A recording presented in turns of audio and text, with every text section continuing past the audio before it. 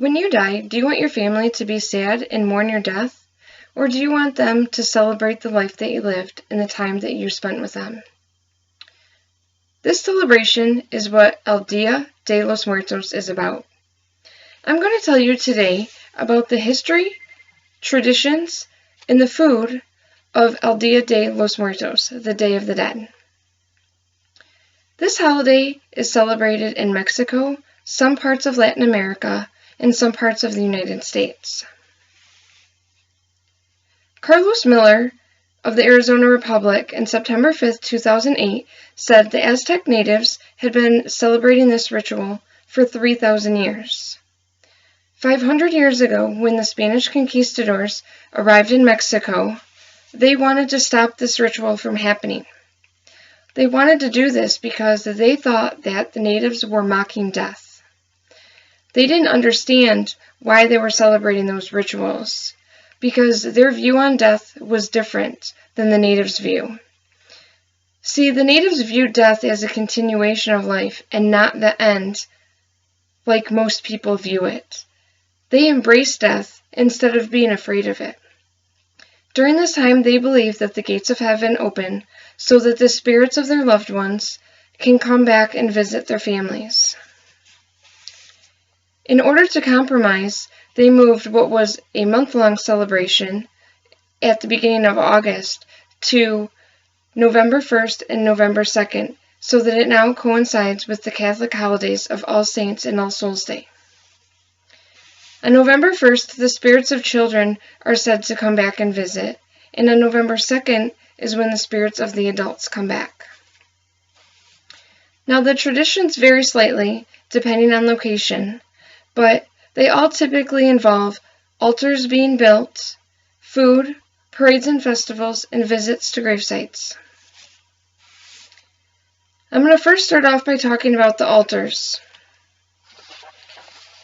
Here's a picture of what an altar might look like. The altars are usually found in homes.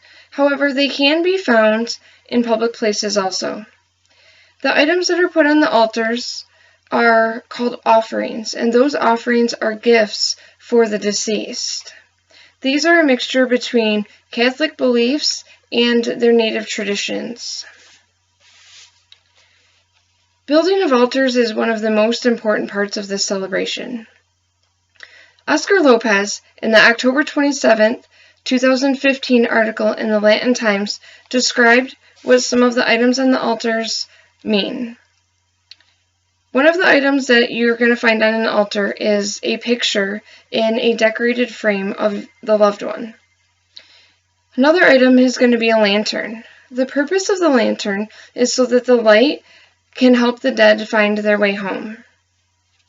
There's also tissue paper that is cut out in intricate designs, and that signifies life and death. This is usually around the altar. There's food on the altar, and that's usually the favorite food of the deceased.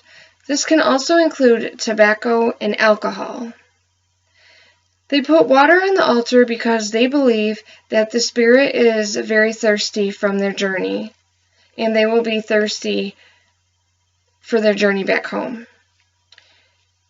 The fire on the altar that comes from the candles is to show their love for the deceased, and it also guides the spirit. The flowers that you find on the altars are typically orange marigolds. These guide the spirits to the mortal world by their scent and their color. There's also incense that is placed on the altar, and that is to purify the soul and to keep the evil spirits away.